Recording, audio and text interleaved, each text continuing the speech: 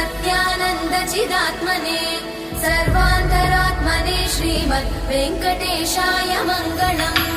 स्वतः सर्वविदे सर्वशक्तये सर्वशेषिने सुलभाय सुशीलाय वेङ्कटेशाय मङ्गलम्।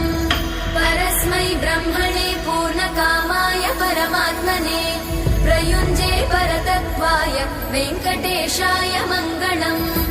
आकालतत्त्वमशान्तमात्मनामनुपश्यताम् अतृप्त्यमृतरूपाय वेङ्कटेशाय मङ्गलम्। प्रायस्वचरणौ पुंसां शरण्यत्वेन पाणिना कृपया दिशते श्रीमद् वेङ्कटेशाय मङ्गलम्।